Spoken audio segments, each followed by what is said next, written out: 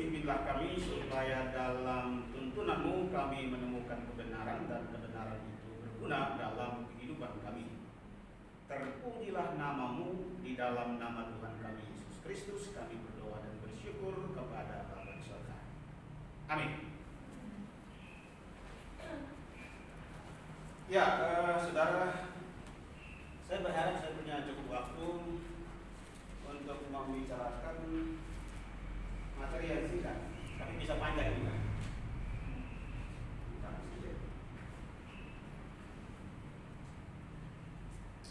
Ya, ini istilah kerennya begitu ya. Istilah kerennya, kalau dalam disiplin ilmu ini dipelajari sebagai bagian dari sebuah bidang ilmu yang disebut dengan filsafat ilmu, yang mempersoalkan tentang sejauh mana kegunaan dari ilmu yang dipelajari. Ia bisa bermasalah dalam praktiknya. Ada yang menggunakan ilmu untuk hal-hal yang baik, tetapi juga dalam aksinya orang juga kemudian menggunakan sesuatu secara salah. Tapi saya tidak bicara itu secara mendetail di sini. Sederhananya adalah bahwa hari ini kita bicara nilai. Jadi hari ini kita bicara tentang nilai.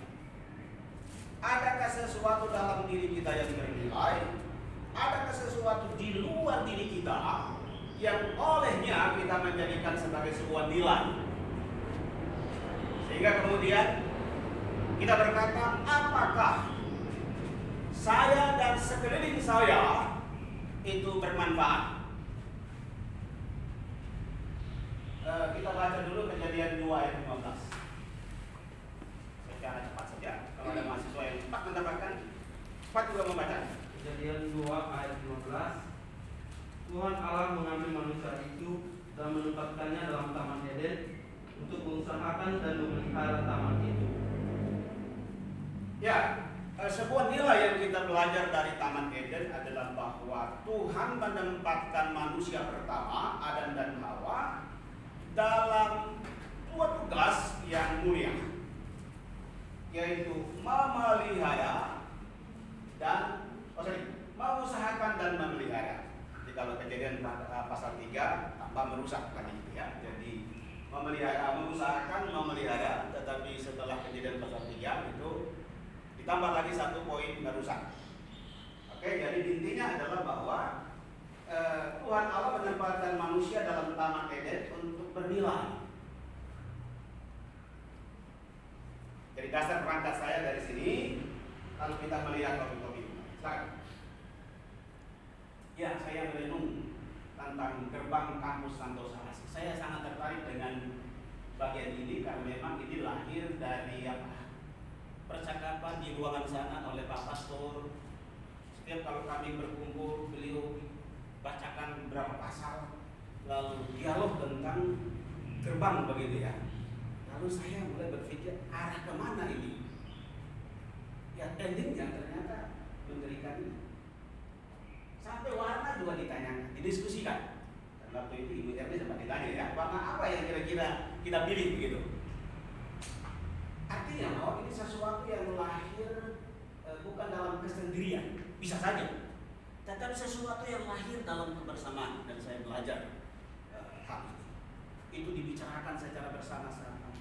Lalu sampai akhirnya keputusan itu harus diambil oleh beliau. Dan dia memutuskan, ya sekarang kita memberikan sebuah minggu. Dan bagian atas kampus Santosa Asih, saya kira itu juga sebuah filosofi. Mengapa tidak dipakai STT Santosa Asih? Tapi beliau memakai kampus Santosa Asih. Ini menjadi menarik. Oke, suatu saat kita akan bicara. Tetapi saya memberi fokus pada 3 kata di depan itu. Kita lanjut. Ya, saya sebut dengan bagian bawahnya spirit gerbang kampus Santosa Asih. Di atasnya ada kudus, kuat, kasih. Mungkin kita sudah jenuh mendengar. Sama dengan di kampus saya dulu, bosan dengar setiap kali pimpinan itu bicara tentang visi. Saya jadi bosan. Lalu suatu saat saya ketemu dengan adik kelas saya bilang, waktu saya belanja buku begitu ya, dia bilang, ya saya baru mengerti bagaimana visi itu sangat. Jadi kalau bicara visi, saya bilang saya termasuk yang memberi jempol. Karena selalu dan senantiasa dibicarakan visi sampai menjadi sebuah pengalaman belajar atau katakanlah menjadi mata. Tapi kita tidak ada di sini. Itu di suasana. Tapi bahwa ini terus menerus ditekankan supaya menjadi karakteristik dari komunitas.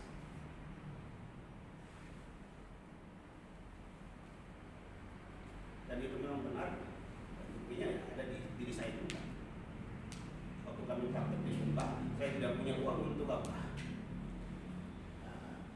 Saya bermasalah di gigi saya. Waktu di Kupang saya sudah ke dokter dan sudah diusahakan, tapi waktu saya ke Sumba tak ada biaya, dan biaya yang dikirim hanya 15.000. Bagaimana mau memeriksa gigi yang lebih baik lagi? Akhirnya ya dibiarkan kalau terus terkatah, dan saya biarkan itu sebagai sebuah kenangan misi. Pernah tidur di terminal dan lain sebagainya, jadi sebuah kenangan misi dan saya biarkan. Kita terus.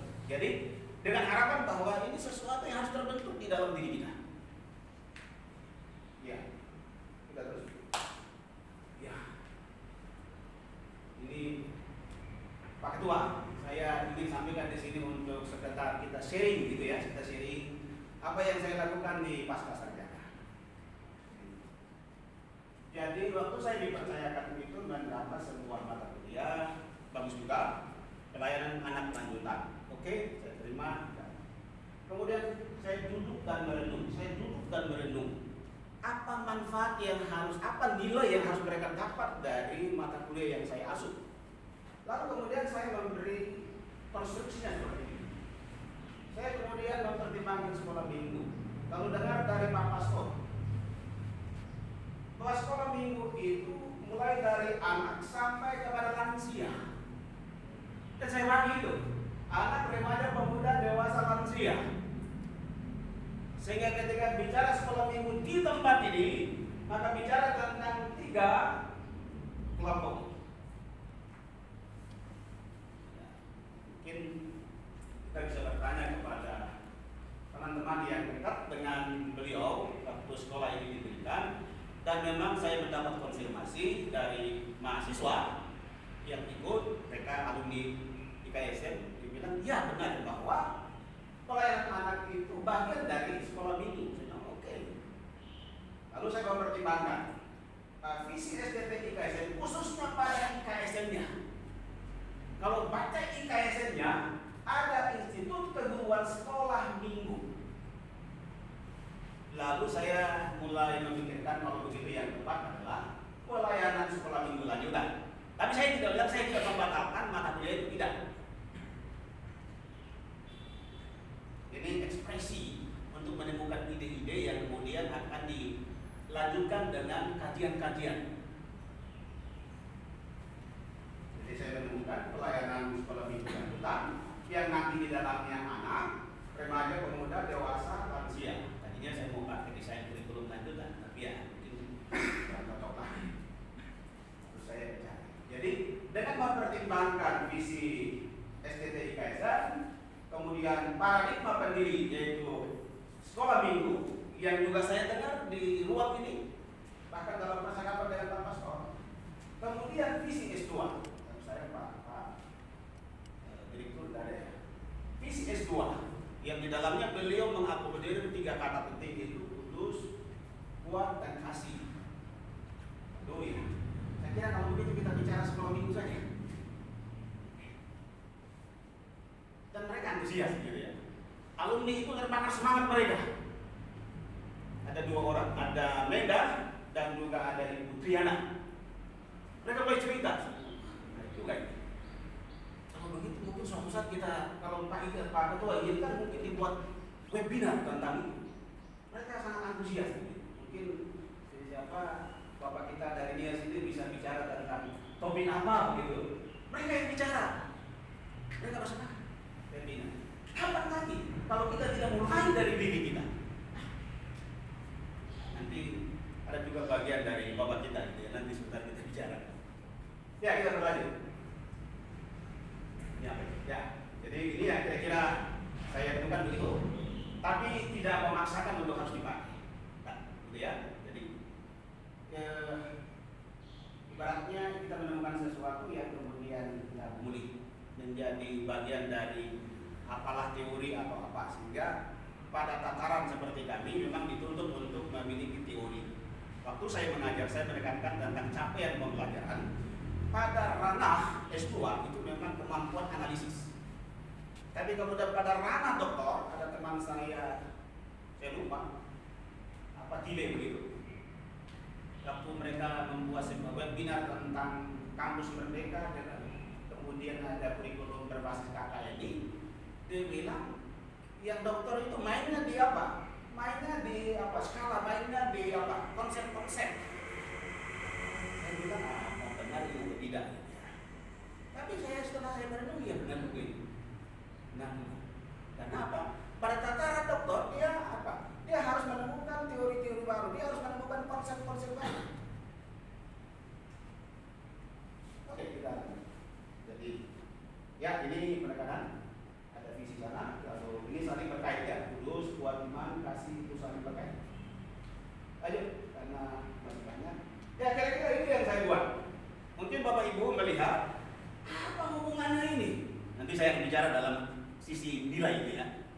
Apakah materi-materi yang dipilih itu bernilai atau tidak? Saya ingat waktu saya ikut AA di Solo bersama dengan Pak. Dalam rekonstruksi mata kuliah, profesor itu berkata, pertimbangkan aspek manfaat.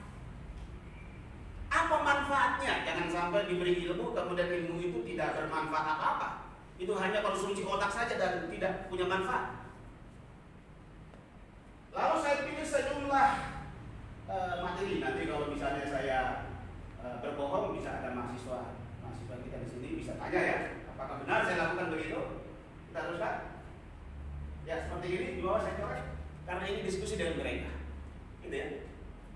Jadi apa yang saya sampaikan saya diskusikan dengan mereka. Karena namanya kontrak. Kontrak itu tidak hanya pada sistem memberi nilai dan sebagainya, tetapi kontrak juga berkait dengan materi yang disampaikan. Adakah materi-materi yang disampaikan itu kira-kira menurut mahasiswa itu berguna bagi mereka atau tidak? Ada dari Bali mengusulkan begini, Pak, kami tidak hanya pada anak, tetapi kami juga terlibat dalam pelayanan kategori. Oke. Lalu, ya implikasinya saya harus beli buku. Cukup banyak. Saya beli dari BPK, kemudian Gramedia dengan anggaran yang cukup besar, 1.200.000. Saya ingat itu di pintu gerbang itu. Jadi saya bilang, kamu ini setiap hari beli buku. Bukan setiap hari, salah. Kamu ini selalu ke toko buku beli buku. Saya ingin memberi sesuatu yang bernilai. Dan memang butuh pengorbanan.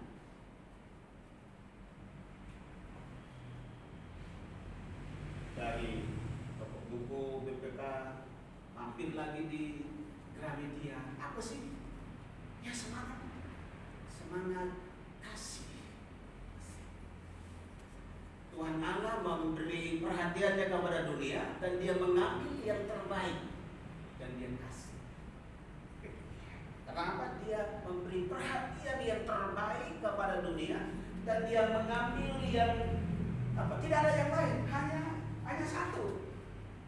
Maka dibilang apa? Anaknya yang tunggal.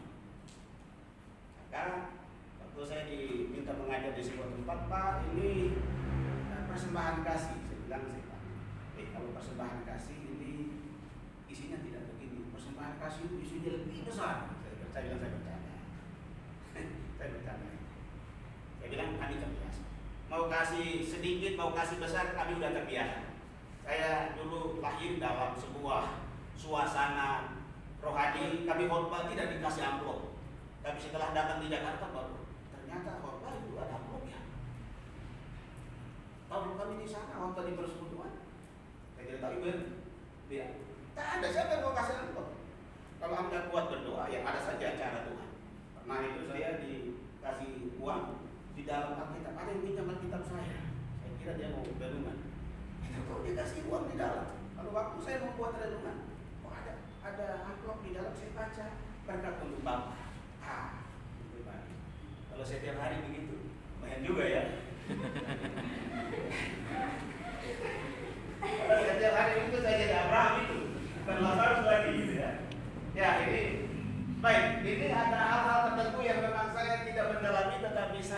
mencoba sharing dengan mahasiswa, saya bilang ada metode-metode baru yang memang harus kita pelajari. Untuk apa? Kita terapkan dalam dunia kita. Ada coaching metode Gromi. Itu saya dapat dari seorang mahasiswa yang menulis tentang itu. Dan kebetulan kami mendapat pelajaran ini di seminar entrepreneurship yang direkomendasikan oleh Pak Ketua. Kami dapat pelajaran-pelajaran yang bagus. Tapi minta ampun 14 kali pertemuan. Ini pelatihan loh khusus, tetapi 14 kali pertemuan saya jempol. Kenapa? Dijaga kualitas mutu. 14 kali pertemuan. Jadi kalau dihitung-hitung, kalau saya dikasih sertifikat itu berapa poin itu saya dapat? Mungkin 950 lebih. Kalau sekiranya saya dapat sertifikat. Itu saya bilang, itu mereka itu apa? Hanya semacam pelatihan. Tapi pelatihan apa? Pelatihan keterampilan. Dan mereka buat itu 14 kali. Kemudian saya ingat saya bolak-balik dengan Pak Ketua, bolak-balik ke Semarang, pulang pergi. Wah. Apa cerita? Jadi ini saya diskusikan dengan mereka. Lalu saya sengaja masukkan teori saya, kurikulum dalam Alkitab dalam kurikulum. Saya sengaja supaya mahasiswa untuk apa? Menilai apa yang saya konsepkan. Oke, kita terus. Ya, ini pembagian tugas saja. Lanjut. Ya, lanjut. Ya, mengapa saya lakukan begitu? Karena saya sadar bahwa kurikulum yang kita pakai adalah KKNI. Waktu pertama saya menjelaskan, ada seorang kepala sekolah bilang begini, Bapak, kalau Bapak terus saya menjelaskan kami mengaku. Lalu saya ini saya pakai kurikulum KKNI, harusnya berbasis Pentakosta, maksudnya berbasis jemaat atau berbasis mahasiswa. Jadi saya tidak boleh bicara. Akhirnya saya membuat pembagian tugas, dan bagi kami itu sudah terbiasa. Jadi sebelum kami kuliah ke Semarang sudah diberi silabus. Itu kami kerja tugas awal dan ke sana itu hanya presentasi. Dan itu sudah terbiasa. Jadi bukan barang baru. Jadi begitu mahasiswa itu koreksi saya langsung teringat. Oh iya, satu, saya menggunakan kurikulum KKN yang harus berpusat kepada mahasiswa. Waktu saya mengajar di Fakultas Hukum, itu ada juga yang dokter-dokter mengikuti kelas. Saya bilang waktu kalau saya tahu begitu sebelumnya, saya mungkin tidak mau mengajar. Tapi mereka adalah luar biasa. Ada anggota dewan. Lalu mereka bilang, Pak, ini tugasnya terlalu banyak. Setiap pertemuan ada tugas, ada 750 kata, ada 1500 kata setiap hari kami bertemu. Selama 16 kali pertemuan itu ada tugas. Lalu mereka bilang, Pak, dikurangi loh. Kami kan bukan mahasiswa yang biasa, kami kan orang berpengalaman. Terus saya jawab, betul Pak, tetapi kita menggunakan kurikulum berbasis kompetensi yang KKNI. Saya jawab begitu kan. Ya, akhirnya mereka diam. Mereka dokter, bukan dokter apa, dokter yang apa secara tidak mereka dapat atau dokter apalah, ada teman-teman dari sekolah lain yang dokter bukan. Mereka dokter yang dokter yang berdinas. Lalu mereka sampaikan, Pak, ini tugasnya terlalu banyak. Ya memang satu kampus memandatkan kepada saya begitu, tetapi lebih daripada itu kita menggunakan kurikulum KKNI yang filosofinya itu kepada mahasiswa, tapi tidak menghilangkan peran dosen. Jadi jangan ceramah melulu dari awal sampai akhir. Ya, kadang saya lakukan begitu untuk mahasiswa ya. Ada ini ya. Jadi saya bilang ini pembelajaran Protestan, mulai dari awal pendeta fotum sampai doa berkat, semua kayak pendeta. Tapi tempo-tempo harus Pentakosta, terpusat kepada ya. Lalu ada hal yang saya tekankan adalah bahwa guru sekolah minggu pelayan firman Allah. Ada teman yang mengusulkan bicara tentang apa? Anak sekolah minggu yang idiot, anak sekolah minggu yang hiper dan lain sebagainya. Iya bisa saja, tapi saya tidak punya pengalaman untuk menangani ini. Saya bohong saja, saya bilang. Tapi inti saya adalah bahwa mereka seperti itu akan berubah kalau mereka dilayani dengan firman yang benar. Penyampaian firman yang benar, penyampaian firman yang berkuasa, maka mereka akan diubah. Oleh karena itu saya tekankan mereka, pelayan firman Allah. Pelayan firman Allah bukan istilah saya. Ini istilah sang reformator, yaitu Calvin. Saya hanya menambahkan guru sekolah minggu di depan. Jadi ini pelayan firman Allah bukan istilah Yonas, itu istilah Calvin yang saya pinjam. Kalau pinjam dikembalikan, maka saya bilang itu oleh Calvin. Tapi saya kemudian menambahkan guru sekolah minggu di depannya, yang menyadarkan bahwa guru sekolah minggu itu adalah apa? Mereka juga menyampaikan firman, mereka menafsir. Oleh karena itu beli buku-buku lah, buku-buku tafsir. Kalau misalnya bisa eksegesis, ayo eksekusi secara lain. Kalau tidak kerjasama, ya tangan. Ya, lalu pemikiran saya, karena intinya adalah firman Allah, maka saya tekankan konsep saya, kurikulum dalam Alkitab dan Alkitab dalam kurikulum, dan ini kami sudah bicarakan, tapi saya tidak perlu menjelaskan di sini. Intinya bagian pertama adalah saya menyatakan bahwa Allah mempunyai rencana yang agung dalam menciptakan alam semesta ini. Dalam konteks pendidikan, Allah juga menjadi pendidik. Ia mempunyai tujuan yang mulia di dalam mendidik manusia pertama, dan seterusnya dalam perjalanan seterusnya, wewenang mendidik itu diserahkan kepada manusia. Nah, dalam kumpulan selanjutnya muncullah kata kurikulum itu dalam konteks kurikulum pendidikan. Tapi bahwa komponen-komponen yang ada sebenarnya ada ketika Allah menciptakan alam semesta. Dia punya perencanaan yang tentu berlaku dalam kekekalan, itu konsep. Tapi yang konsep yang kedua adalah saya ingin menyatakan bahwa kalau kita mengikuti teladan Yesus menjadi didaskalos, menjadi guru, maka kita menakal Alkitab itu dalam konteks guru. Ada teman yang bilang, ya di mata kuliah teologi juga ada Alkitab, misalnya ada Mazmur di sana. Saya bilang betul, di mata kuliah Anda ada kitab Mazmur, tetapi saya bicara ini sedikit berbeda. Kalau Mazmur di dalam konsep saya adalah bahwa Mazmur itu direncanakan, teks yang diambil dari Mazmur itu direncanakan punya tujuan, punya materinya, kemudian punya prosesnya dan evaluasi. Itu beda saya dengan Anda. Yang nanti dalam meneliti teks, mendapatkan arti teks itu, saya meminjam teman-teman yang ahli biblika. Nanti saya akan beri salah satu contoh kerjasama saya dengan seorang teman ahli biblika. Ya, kita terus. Ya, ini anggap saya lewat, nanti Anda bisa baca di blog saya. Ya, ini juga demikian. Ya, ini konsepnya. Kita bagaimana kita rencanakan, punya tujuan. Materinya tentu diambil dari teks yang kita ambil. Lalu prosesnya seperti apa? Evaluasi. Maka kemarin saya memberi tugas kepada mahasiswa dalam ujian hari ini. Anda ada di dalam proses. Dan teksnya kita ambil dari renungan bab kedua minggu kemarin. Dalam kisah pasal berapa? Ya, Anda mencoba mengkurikulumkan itu. Tetapi dalam komponen yang ketiga, proses. Bagaimana proses? Anda sudah diajarkan. Tinggal Anda menerapkan. Oke, kita lanjut. Ya, ini kalau kita mau pinjam teori umum, kira-kira kalau dia seperti ini, tinggal kita modifikasi. Tinggal kita tentukan pertemuan-pertemuan, lalu apa tujuannya dan seterusnya. Oke, lanjut. Ya, ini sama saja. Ya, kita lanjut. Ya, jadi kemarin kami dalam kuliah itu saya mencoba masukkan topik kudus itu dalam percakapan akademis. Dan yang kebagian membahas itu pada dua. Ya, beliau membahas tentang kudus. Saya berharap bahwa Pak Januar mengumpulkan lebih dalam tentang kata kudus itu, baik dalam teks maupun secara dogmatis. Supaya Pak Januar juga paling tidak memberi inspirasi. Kita bersama-sama saling menginspirasi. Supaya terbangun sebuah ciri khas kita. Ciri khas alma mater.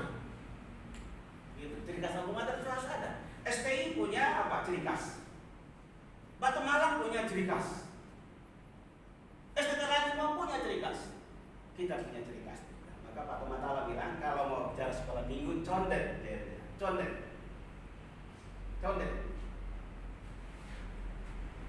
Mengapa kita tidak bisa hilangkan IKSN-nya itu? Institut Keguruan Sekolah Minggu. Jadi ada kata kudus. Waktu kita masuk itu kita ini tema-tema yang kita butuh. Maka tadi saya katakan kita ini pelayan firman konsen orang. Maka saya sangat senang dengan apa? Kata kudus yang masuk di dalam moto sekolah kita.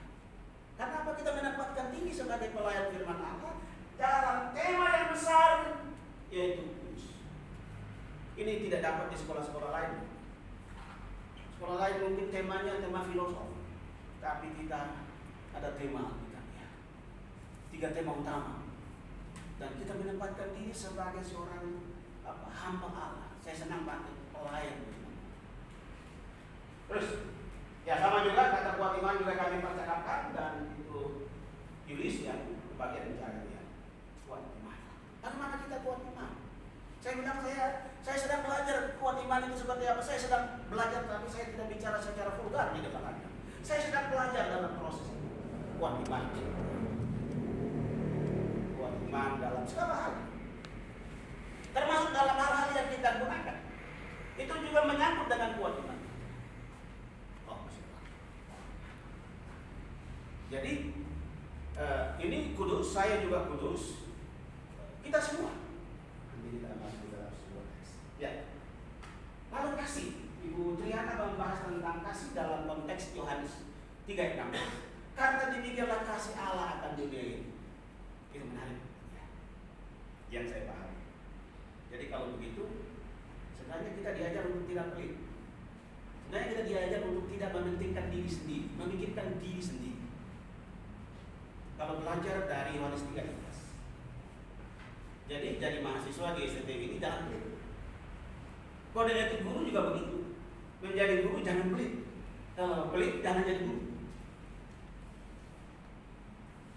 Apakah kalau kita boros? Tidak. Tuhan akan menggantikan apa yang kita buat. Maka kemarin saya belanja itu dalam konteks ini. Saya percaya Tuhan pasti beri kepada saya rezeki dari Bapak. Dan ternyata nanti saya sampaikan benar. Saya dapat kelimpahan yang lebih dari belanja saya. Ya. Oke, ini contoh saja. Saya mengambil dari Korintus 13:4-8. Saya mengambil tafsir dari teman saya. Kita akan melihat secara cepat. Ya, tetapi saya menggunakan prinsip akronim yang saya ciptakan sendiri. Ada TTMPI. Pertama, kalau mau menyampaikan itu tentukan tujuan, tentukan materi, tentukan proses, dan tentukan informasi. Ini istilah yang saya ciptakan sebagai sebuah akronim dari saya. Kalau tadi ada draw me, itu ada tambahan dari seseorang guru yang ada di Singapura yang menambahkan sebuah kata di depan teori orang lain. Semalam, beberapa waktu yang lalu saya temukan istilah ini. Lalu terlintas dalam pikiran saya buat TTMPE. Bukan karena saya di bagian SPMI sehingga itu mempengaruhi, bisa juga. Karena ada PPEPP. Gitu ya. Kalau saya TTMPE, ini saya akan tulis. Kita lanjut. Ada teksnya ada di sini. Nanti kalau Anda mau memiliki silakan minta di beliau. Ya, apa tujuannya? Karena ini tingkat S2, saya bilang pakai kata menganalisis. Lalu tidak hanya sekedar menganalisis, tetapi harus juga menerapkan. Karena bagian juga harus menyangkut dengan afektif dan psikologi. Menganalisis dan menerapkan. Tapi kemarin saya merenung, kalau bicara teks, bagaimana kalau mengidentifikasi diri dalam kasih dan membudayakan atau menghidupi kasih itu dalam diri. Nanti kita lihat teks, kita lanjut. Ya, jadi ini pernah saya sudah sampaikan, ada kasih yang memberi diri dan kasih yang mengekang diri. Dua hal yang ditekankan. Terus kasih itu sabar, jadi tafsirannya. Kasih itu digunakan dalam PB dengan pengertian yang variatif, menunggu, menahan diri, coba saja. Tapi juga ada sabar, masih sabar, selalu sabar, panjang sabar. Perhatikan, sabar, selalu sabar, panjang sabar. Itu kalau kita bicara tentang kasih itu sabar, oke? Sifat sabar merupakan buah dari kasih. Sifat sabar merupakan buah dari kasih dibaca bukan bagus, merupakan proses karya Roh Kudus dalam diri seseorang. Artinya Roh Kudus membaharui hidup seseorang sehingga mampu hidup dalam sifat sabar. Jadi sabar ini juga karya Roh Kudus dalam dirinya. Orang yang sabar, yang mampu untuk mendengarkan, peduli orang-orang di sekitar. Jadi kalau kita memiliki kasih, kita harus peduli dengan orang lain, mampu mendengarkan orang lain. Jadi kalau menjadi mahasiswa STTIKSN harus peduli, mampu mendengarkan orang lain. Kasih tidak memaksakan aturan dan batasan waktunya sendiri. Kasih juga mampu memperlakukan semua orang dengan cara yang benar. Jadi kalau kita menyatakan bahwa kita memiliki kasih, maka kita mampu memperlakukan orang lain dengan cara yang benar. Lalu orang yang sabar percaya kepada Tuhan bahwa Dia akan memberikan hikmat untuk memperhatikan setiap orang dengan baik. Jadi kalau kita mengasihi orang lain, kita mesti memperhatikan dengan baik. Tetapi ini juga berkait dengan hikmat yang Tuhan beri kepada kita. Refleksi di pintu gerbang Santosa Asi. Saya buat itu. Mereka yang masuk dalam dan keluar, maksudnya ada kesalahan. Mereka yang masuk dan keluar melalui pintu gerbang kampus Santosa Asi adalah orang yang sabar. Ia memiliki hikmat dari Tuhan untuk memperhatikan setiap orang dengan baik. Kalau ketika kita keluar masuk, ingat kasih. Ini kalau kita ambil dari Korintus. Mereka yang masuk dan keluar melalui pintu gerbang kampus Santosa Asi adalah orang yang sabar, yang memiliki hikmat dari Tuhan untuk memperhatikan setiap orang dengan baik. Itu kasih. Maka saya kadang keluar masuk, saya renung 3 kata yang di atas saya. Gitu ya? Tidak hanya renung di sini, renung di rumah, di kamar mandi. Terus. Lalu yang kedua, kasih itu murah hati. Clemens menulis, sebagaimana engkau memperhatikan kebaikan, demikian kebaikan akan diperlihatkan kepadamu.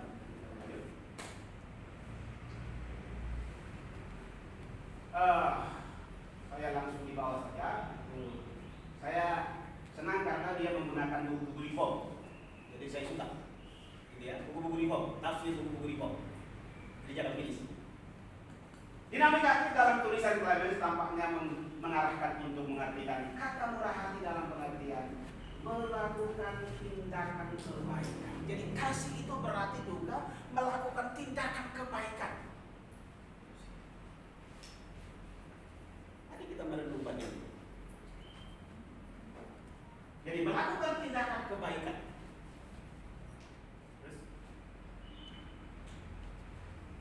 Menurut Paulina, murah hati diartikan menyediakan sesuatu berguna bagi seseorang sebagai sebuah tindakan kebaikan. Kita semua bertanggung jawab dalam tindakan kebaikan. Jangan sampai tindakan yang merugikan orang lain, tindakan yang merugikan sesama, tindakan yang merugikan lingkungan dan lain sebagainya. Karena kita berada dan mengusung kasih itu. Dan ini harus menjadi sebuah karakter dalam diri kita.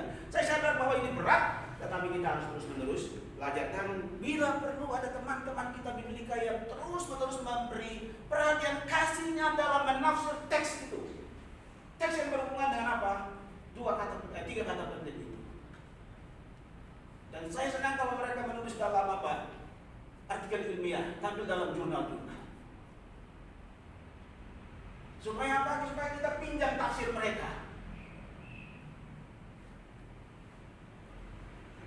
Jarang ada ahli-ahli Biblika yang mungkin ada tapi di sekolah lain. Sekolah lain ada yang menafsirkan kata kudus. Ada beberapa yang saya simpan. Dan saya bilang itu IKSN banget. Mereka tafsir tentang kudus itu saya bilang itu IKSN banget. Atau khotbah di gereja Pak Ikumene tentang kasih dia bilang begini, Pak siapa? Tobin. Dia bilang kalau kita dari Bogor ke Jakarta kita begini oleh-oleh, itu bukan kasih. Dia bilang orang lain juga melakukan hal yang sama. Itu bukan kasih. Tapi kasih orang Kristen adalah apa? Dia mampu mengasihi orang yang menjadi musuh. Itu kalimat yang sederhana dan kalimat yang sangat memberkati.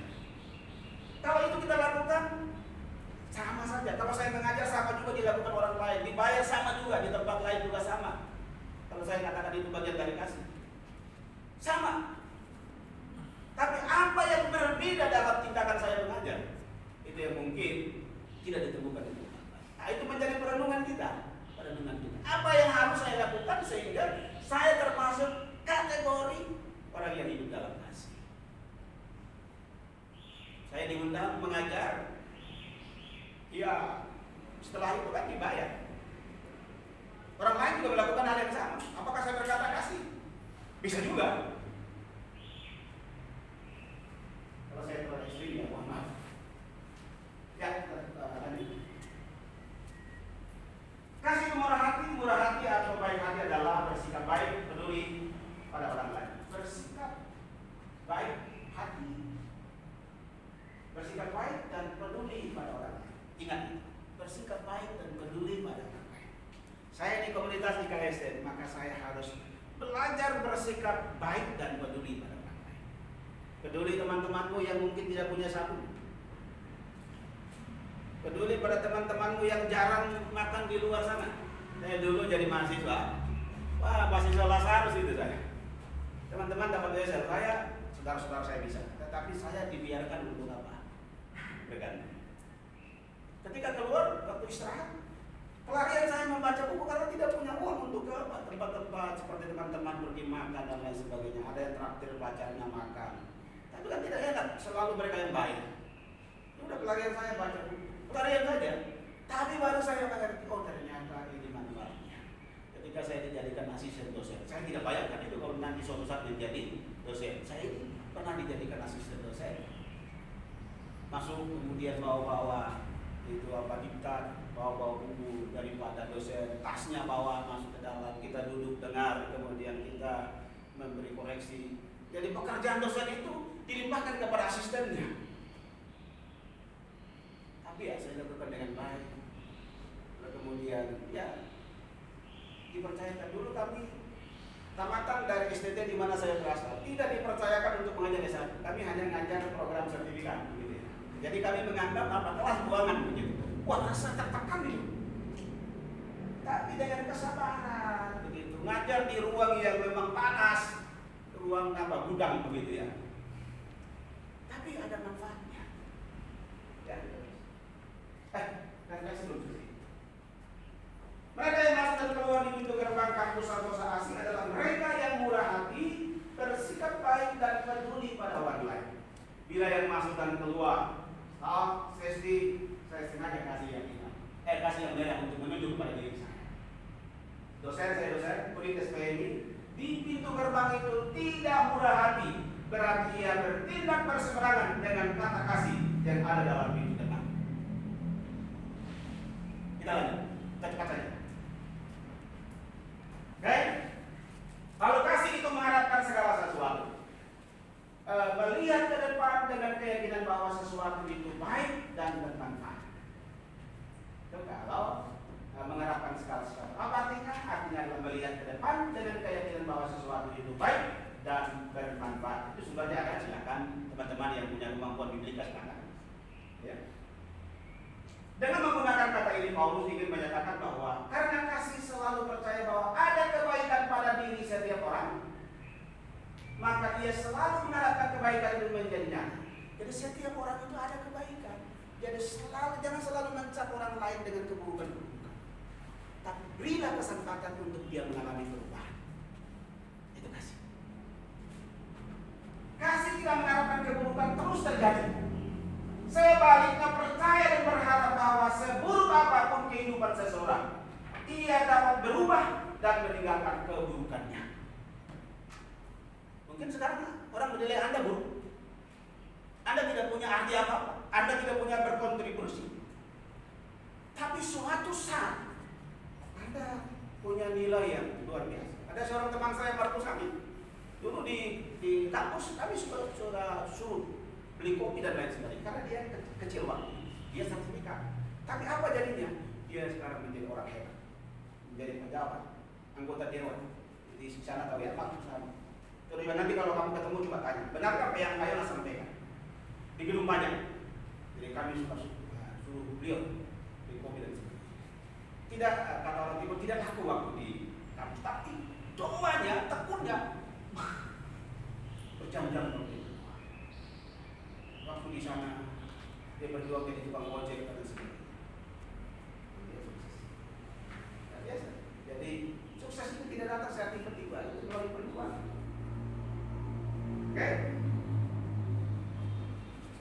Ya, nanti yang kita baca. Ya, oke, ini nanti Anda bisa baca. Tapi beberapa poin saya sudah katakan. Kasih sama bertahan karena kasih Allah di dalam Kristus adalah selamanya. Kasih yang kita miliki memang terbatas, namun saat kasih Allah memenuhi kita, maka tidak ada yang bisa menghentikan. Kasih Allah mengatasi rasa malu, celaan, dan kejahatan. Kasih itu rendah hati, sama seperti kasih Allah dalam diri Kristus, mengejar hal-hal tersebut sehingga kita bisa menerima kasih. Nah, ini kita butuh ahli biblika yang menafsir teks secara baik. Kemarin di kelas saya bilang, di mana ahli biblika? Kalau ada, silakan tafsir teks, kasih kami orang-orang PHK dan kami susun menjadi sebuah kurikulum.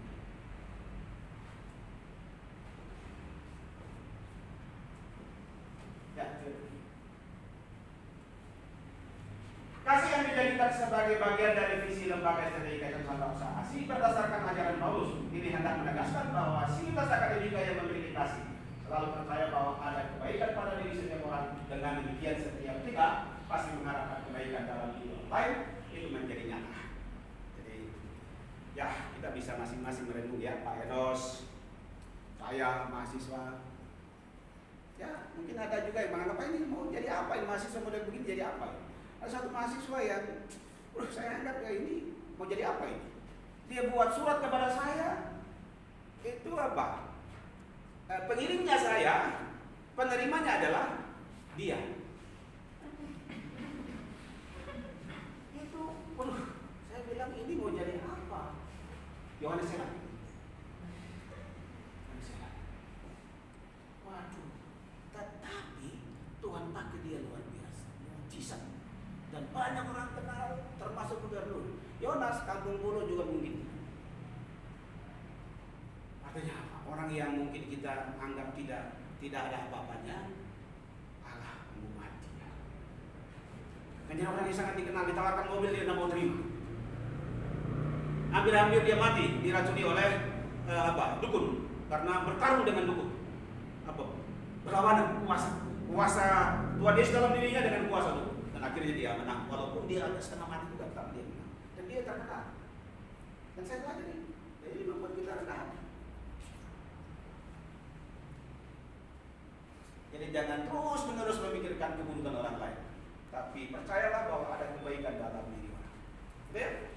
Jadi kalau Anda mendapati teman-teman seperti itu, miliki prinsip ini. Sekarang mungkin dia begitu, tapi saya berharap bahwa suatu saat dia punya kebaikan-kebaikan. Dia punya kebaikan.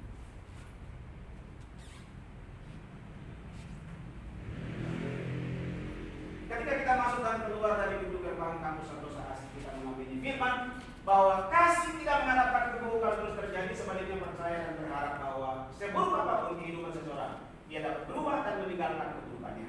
Oleh karena itu, jangan selalu memburukan orang lain, tetapi selalu berkeyakinan bahwa ada waktunya orang lain mengalami perubahan. Biasanya di belakang kan amin, sini tidak ada amin. Terus. Ya, saya kira jadi lalu yang berikut saya cepat saja. Oke, 1-2 menit saja. Oke. Dari perahu Yesus ke blogger, saya ingin bicara blog itu. Apakah itu berguna waktu saya bicara dengan mahasiswa? Berguna enggak? Ya, terus. Ya, itu dasar teologinya. Ya. Ada alasan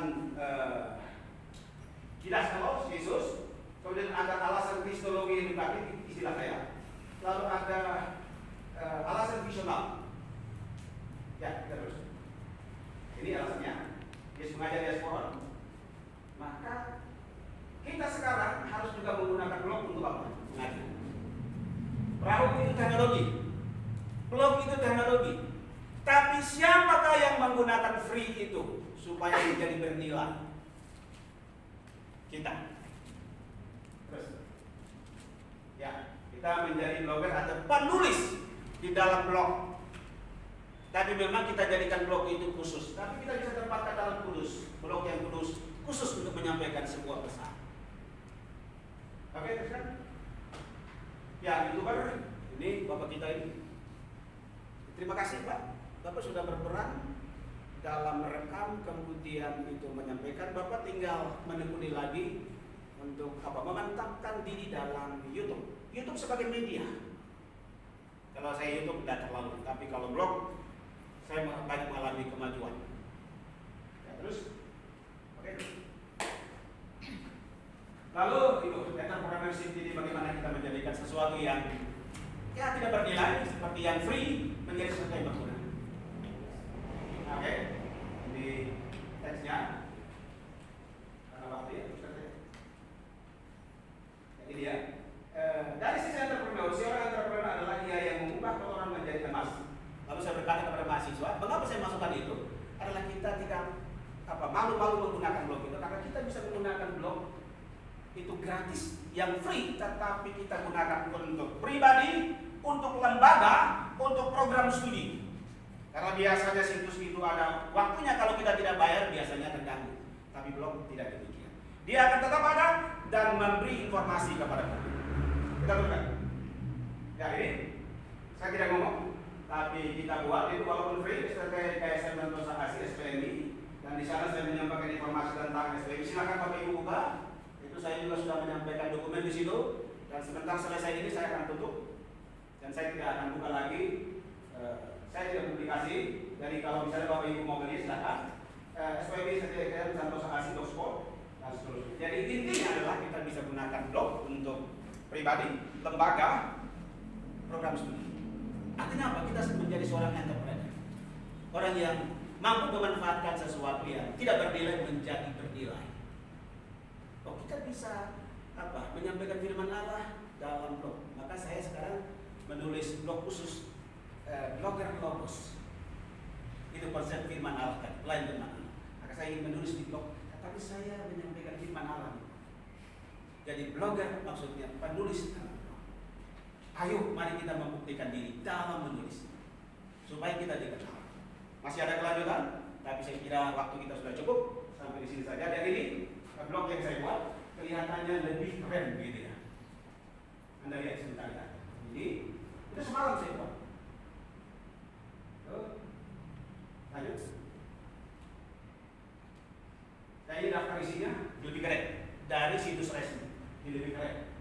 Walaupun blog free, tapi ini tidak satu hari. Saya bertahun-tahun mengumpuli baru dapat kode seperti ini yang menampilkan daftar isi. Dia merinci sendiri. Maka kelihatannya nanti saya akan ubah lagi karena saya selalu yang ingin sebut tampilan ya. Nah, ya. Oke, ya, multikultural. Sekolah minggu multikultural, saya sadar bahwa di sekolah minggu itu banyak banyak budaya yang bersekutu. Sehingga saya bilang begini, bisa juga perbedaan budaya itu mempengaruhi pemberian amplop, gitu ya. Kalau ini kan dia satu budaya dengan saya memberi, dia sebut sekolah minggu, saya memberi lebih. Tapi juga perbedaan budaya juga sudah ada dalam rumah, sehingga kita mulai dari rumah dan seterusnya sampai ke perguruan tinggi. Apa itu bernilai? Saya bilang bernilai bagi Anda dalam mengumpuli topik multikultural. Jadi kira-kira itu yang saya sampaikan, bahwa topik yang saya sampaikan ada sisi kemanfaatan, tergantung mahasiswa ya. Kira-kira demikian, masih banyak lagi tapi waktu kita yang sudah habis. Kalau saya sampai di sini, mohon maaf waktu banyak saya. Tuhan, saya kembali.